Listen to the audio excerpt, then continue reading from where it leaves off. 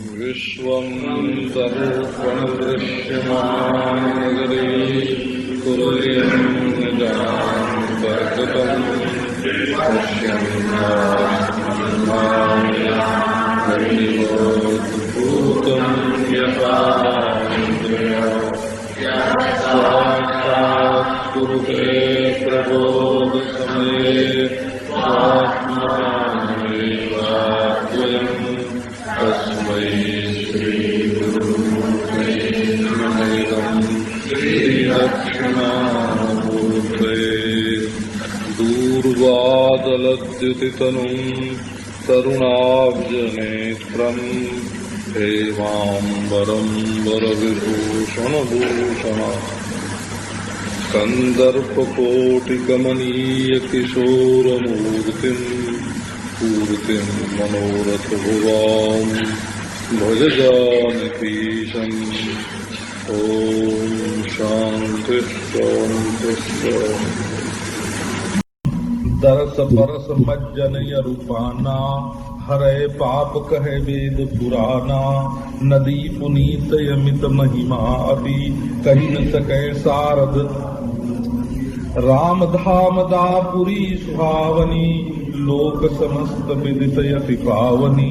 चारि खानि जग जीव अपारा अवध सजे तनु नहीं संसारा। सब विधि पुरी मनोहर जानी सकल सिद्धि प्रद मंगल खानी। विमल कथा कर कीन्हे रंभा सुनतन साहि काम मददम्बा। रामचरित मानस यही नामा सुनत श्रवण पाई विश्रामा। मन करि विषय अनल बन जरई होई सुखी जो यही सर परई। रामचरित मानस मुनि भावन विरचौ शंभु सुहावन पावन। त्रिविध दोष दुख दारिद दावन कलि कुचारि कलि कलुषन सावन। रचि महेश निज मानस राखा पाहि सुसमय शिवासन भाखा। ताके रामचरित मानस बर धरेउ नाम यही हर बिहर। कहूँ कथा सोई सुखद सुहाई सादर सुनहु सुजन मन लाई। दरस परस मज्जन अरूपाना। ये सरजू जो है वो दर्शन से स्पर्श से मज्जन से और पान करने से पाप को हर लेती है। ये बात वेद और पुराण में कही हुई है। एक बार मैं अयोध्या जी गया पंडित राम वल्लभाचार्य जी महाराज से, तो उनकी यहाँ चर्चा चल रही थी सरजू स्नानान मुक्ति। सरजू के स्नान से मुक्ति होती है। मैंने कहा महाराज बिना ज्ञान के मुक्ति नहीं होती, ऋते ज्ञानान न मुक्ति ही। सरजू स्नान से मुक्ति कैसे होगी? तो बोले कि अरे बाबा सरजू स्नान करके किसी भोले भाले आदमी के मन में, श्रद्धालु के मन में अगर ये संबित हो जाए कि अब तो मैं मुक्त हो गया, अब तो मैं मुक्त हूँ, तो वो जो सरजू स्नान के बाद अपने मुक्त की संबित्ति है ना, मैं मुक्त हूँ, ये जो संबित्ति है वो ब्रह्म ज्ञान करा देगी। पहले होने तो दो कि मैं मुक्त हूँ। मुक्ताभिमानी मुक्तो ही बद्धो बद्धाभिमान्य भी। जो बद्ध का अभिमानी है वो बद्ध है और जो मुक्त का अभिमानी है सो मुक्त है। ऐसा ख्याल करो कि आगे अब हमारा जन्म ही नहीं होगा, बोला। और इस जन्म को परमानंद में डुबा लो। राम नाम बोलते हैं, राम कथा सुनते हैं, सरजू स्नान करते हैं, राम धाम में जाते हैं, सारे पाप ताप कट गए। अब नरक की फिक्र क्यों करते हो बाबा? इसी समय अपने नित्य शुद्ध बुद्ध मुक्त स्वरूप को देखो ना, राम जी से मिल गए तुम। दरस परस मज्जन रूपाना हरई पाप कहे वेद पुराना। वेद पुराण कहता है सारे पाप, अविद्या पर्यंत पाप का नाश हो जाता है।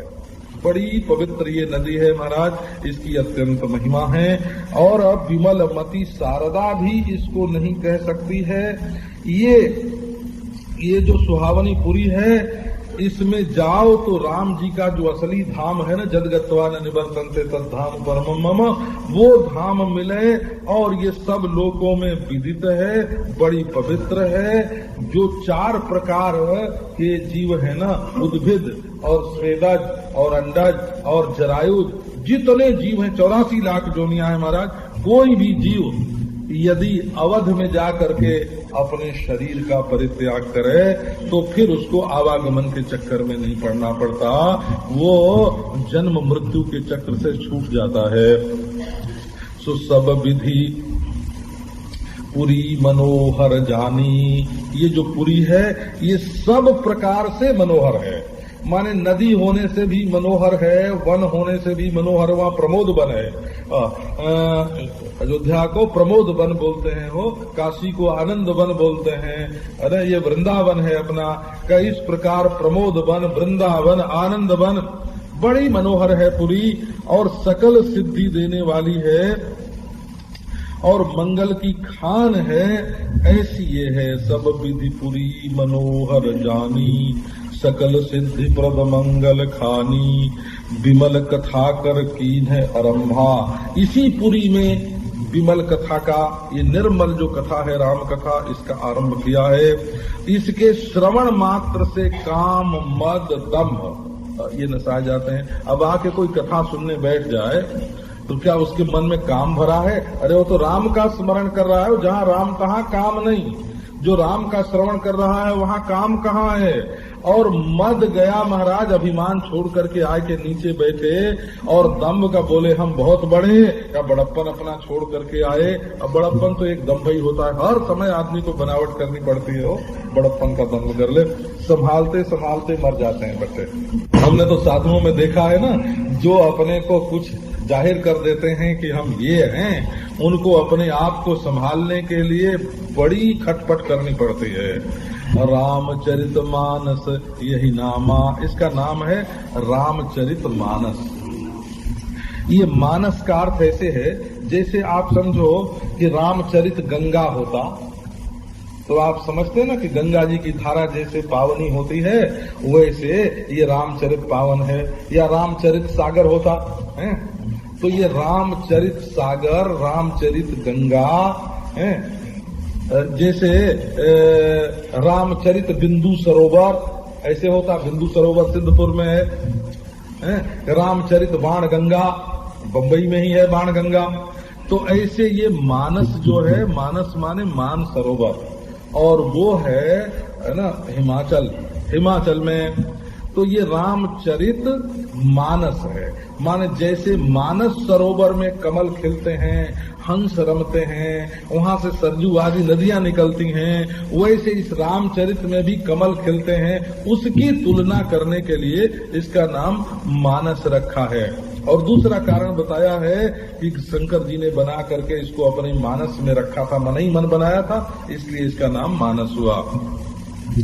तो सुनत श्रवण पाई विश्रामा, चाहे तुम्हारे मन में आवे चाहे नहीं आवे, समझो चाहे मत समझो, इसको अगर कान से सुनोगे तो विश्राम की प्राप्ति होगी, बड़ी शांति मिलेगी। सुनने भर से, समझो चाहे मत समझो।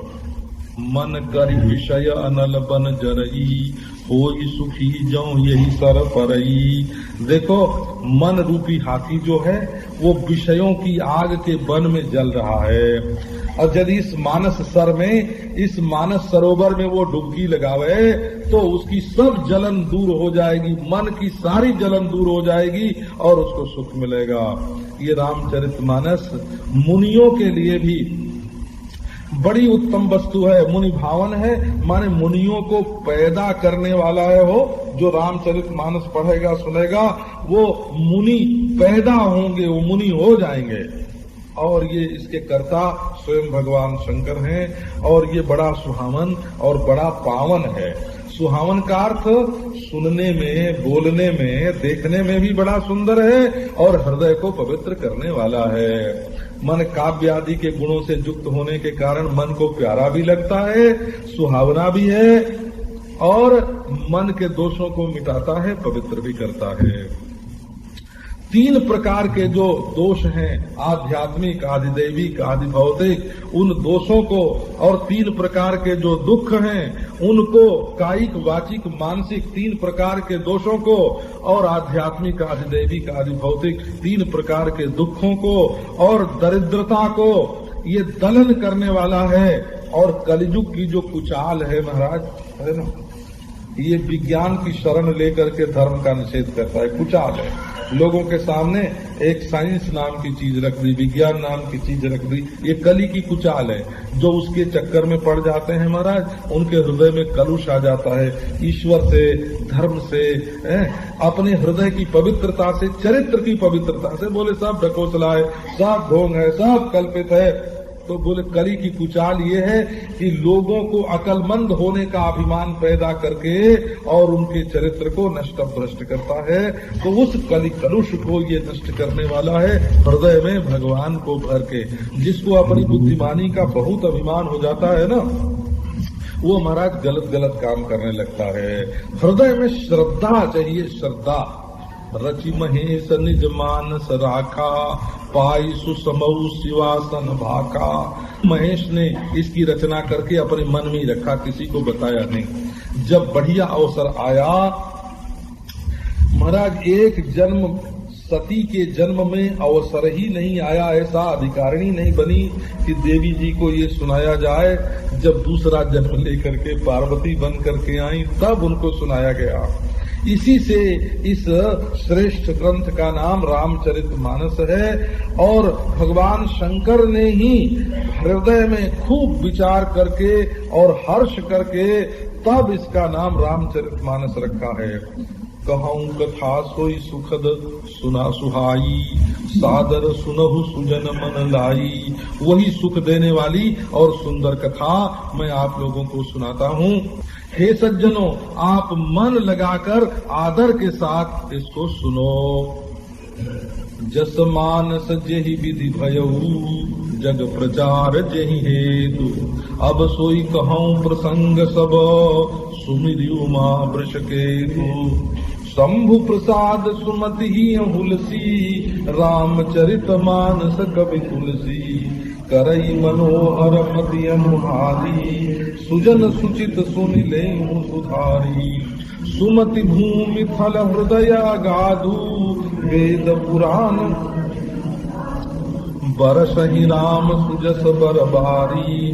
मधुर मनोहर मंगलकारी, लीला सगुन जो कहीं बखानी। सोई स्वच्छता करे मलहानी, प्रेम भगति जो बरनि न जाई। सोई मधुरता शीतलताई,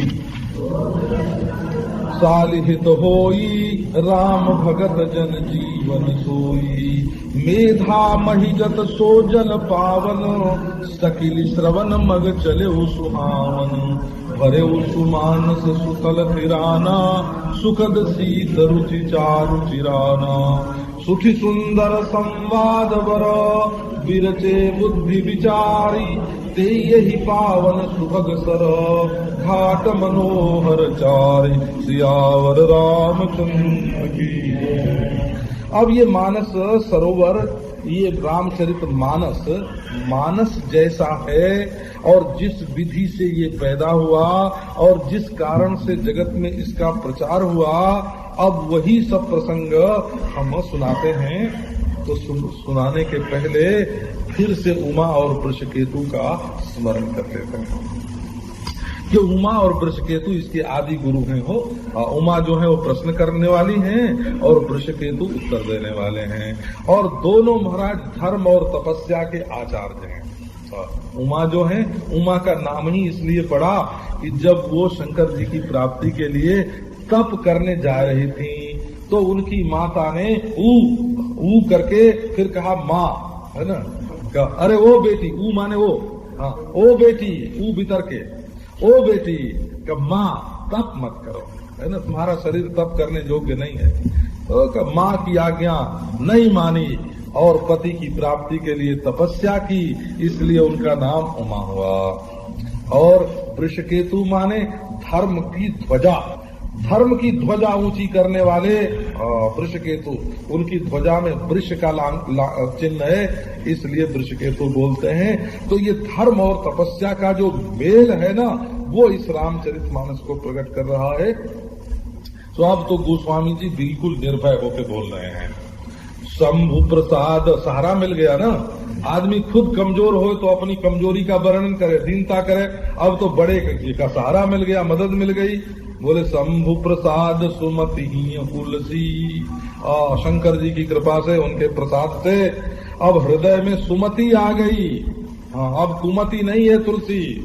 और रामचरितमानस और इसका कवि कौन? बोले तुलसी। अब मैं कवि हूँ। बोला अब तुलसी कवि है। क्यों? बोले शंकर जी का सहारा मिल गया ना, उन्होंने सिर पर हाथ रख दिया। करई मनोहर मति अनुहारी। अब मैं ये मनोहर काव्य रामचरितमानस की रचना करता हूँ अपनी बुद्धि के अनुसार।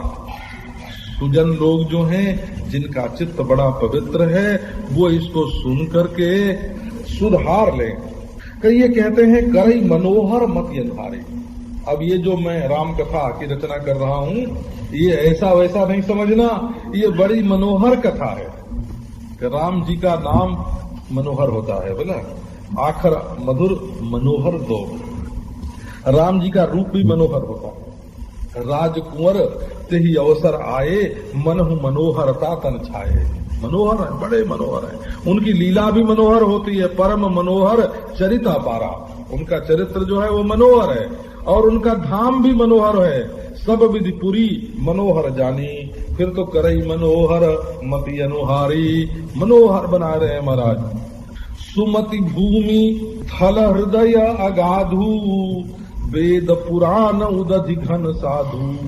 बरसहि राम सुजस बरबारी, मधुर मनोहर मंगलकारी। सुमति जो है ना, अच्छी बुद्धि जो है वो धरती है, और हृदय जो है वो खूब गहरा गंभीर हृदय जो है वो स्थल है, और वेद पुराण जो है वो उदधि समुद्र हैं, और साधु जो है वो बादल हैं। वो वेद पुराण के समुद्र में से जो उसका तात्पर्य रूप जल है उसको ला करके राम सुजस रूप श्रेष्ठ जल की वर्षा करते हैं। वो राम सुजस कैसा है? बोले मधुर मनोहर मंगलकारी। वो मधुर है, मनोहर है, मंगलकारी है। भगवान का नाम भी मंगलमय होता है। बोला भाव कुभाव न कालसहूं, नाम जपत मंगल दिशि दसहूं। उनका रूप भी मंगलमय होता है। मंगल भवन मंगलहारी, द्रौसु दशरथ अजिर बिहारी। उनकी लीला मंगलमय है। मंगल करणी कलिमल हरणी तुलसी कथा रघुनाथ की। उनका धाम मंगलमय है। सब विधि पुरी मनोहर जानी, सकल सिद्धि प्रद मंगल खानी। ये सुजस वारी जो है ना भगवान, ये रामचरितमानस में पानी काहे का है? रामचरितमानस में मान सरोवर में इसमें जल क्या है का? राम सुजस। उसमें 3 गुण हैं, मधुर मनोहर मंगलकारी। वो मधुर है जल, मनोहर है जल और मंगलकारी है। 3 गुण हुआ। कोई चीज जो है वो मधुर, शरबत बनाओ तो पीने में बहुत मधुर होगा बाबा, परंतु मनोहर नहीं होगा, मनुष्य में थोड़ी लगेगा। कोई चीज बहुत मनोहर होगी, देखने में बड़ी समुद्र का जल देखो, देखने में कितना मनोहर है, आंख लग जाती है महाराज, लेकिन कोई मधुरता है उसमें है? और कोई वस्तु मधुर भी होए, मनोहर भी होए, देखने में वो झकाझक, लेकिन मंगलकारी पवित्र करने वाला नहीं होगा। वो लाल लाल शरबत और गंदा कर देगा हृदय को। परंतु ये जो सुजसवारी है, ये मधुर, मनोहर और मंगलकारी 3 गुण इसमें हैं। लीला सगुन जो कहीं बखानी। ये जो सगुन की जो लीला व्याख्यान करके कहते हैं। बखान करना माने व्याख्यान करना। संस्कृत का जो व्याख्यान शब्द है ना, वही गांव में जाके बखान बन गया। वो या जोड़ना गांव वालों को, यह शब्द गांव वालों को ज्यादा अच्छा नहीं लगता है। वो तो यदुनाथ को जदुनाथ बोलते। हमसे बुलवाओ तो हम यदुनाथ नहीं बोलेंगे। यह कौन बोले, मूड कौन टेढ़ा करे, है ना? जदुनाथ बोलेंगे। अयोध्या नहीं बोलेंगे, अयोध्या बोलेंगे। हाँ जो युद्ध नहीं बोलेंगे, युद्ध बोलेंगे। क्यों? का बाबा वो यह बोलने में तो मुंह टेढ़ा हो जाता है ना? तो ये व्याख्यान में या छोड़ करके बखान बोलते हैं। सोई स्वच्छता करे मलहानी। ये जो सगुन की लीला है, ये इस जल की स्वच्छता है।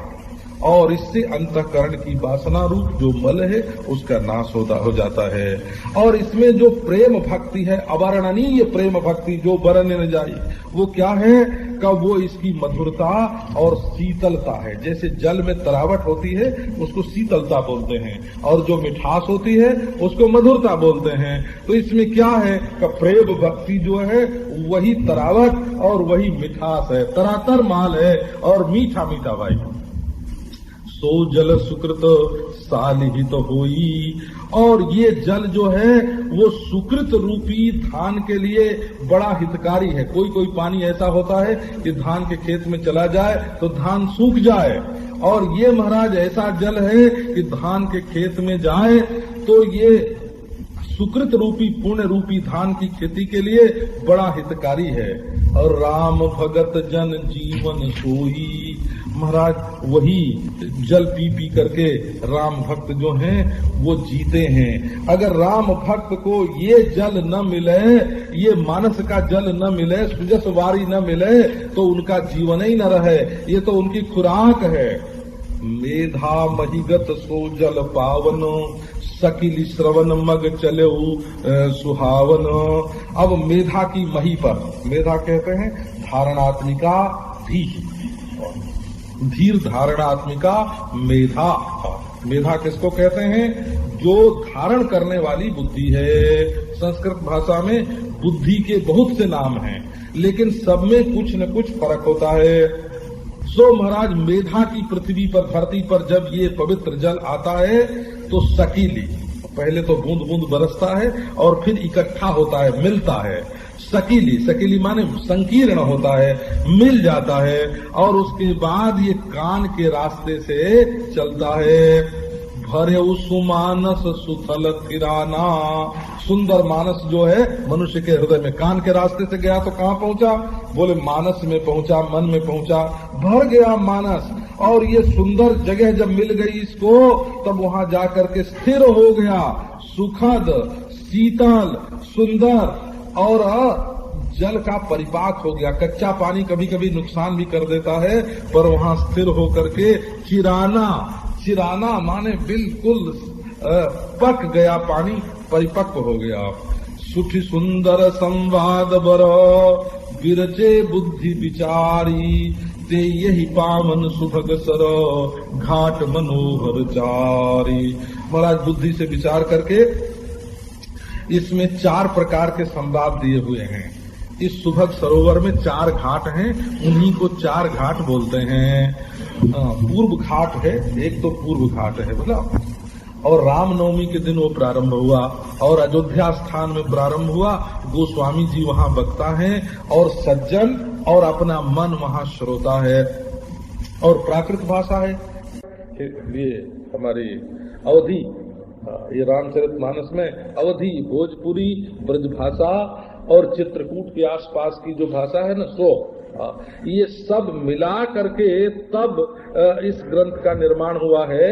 केवल एक भाषा में ये नहीं है, इसमें थोड़ी ब्रजभाषा का भी पुट है, अवधि भी है, भोजपुरी भी है, और चित्रकूट के आसपास की जो वन्य भाषा है ना, उसका भी, करबी, गहिबी का, ये सब गहिबी करबी जो है का, ये चित्रकूट के आसपास की भाषा है। और महाराज दक्षिण घाट फाल्गुन मास में प्रारंभ होता है, प्रयागराज तीर्थ में याज्ञवल्क्य और भारद्वाज का संवाद है, और वो संस्कृत में हुआ। और पश्चिम घाट जो है वो महाराज चाहे जहाँ कहीं होता है, शंकर जी और पार्वती जी जहाँ रहते हैं वही श्रोता वक्ता उसके हैं, चाहे जहाँ होता है, कैलाश में होता है, परंतु चाहे जब कभी हो गया, उसके लिए समय का निश्चय नहीं है। दोनों जब बैठे और जब मौका मिला, और आपस में दूसरों के, कोई वहाँ कोई गांव तो है नहीं, नगर तो है नहीं, किसकी बहू बेटी की चर्चा करें, हैं नारायण। अब मान लो लक्ष्मी जी की चर्चा हो वहाँ, तो वो शंकर जी की बहन ही ठहरी, है ना। और सरस्वती की चर्चा होवे तो वो भी उनकी माता ही सरी की ठहरी। तो माँ की, जब किसी की बहू बेटी की चर्चा होवे तो अपनी माँ बहन की तो चर्चा हुई ना, तो ये शंकर जी और पार्वती जी बैठ करके किसी की माँ बहन की चर्चा नहीं करते हैं, क्योंकि उसमें तो राग द्वेष होने का डर रहता है। ये तो रामचरित कहते हैं वो, और उत्तर घाट है महाराज, वो सब समय वहाँ नीलगिरी पर भुसुंडी, काग भुसुंडी और गरुड़ का संवाद है, और वो पक्षी भाषा में होता है। ऐसा ये रामचरितमानस है।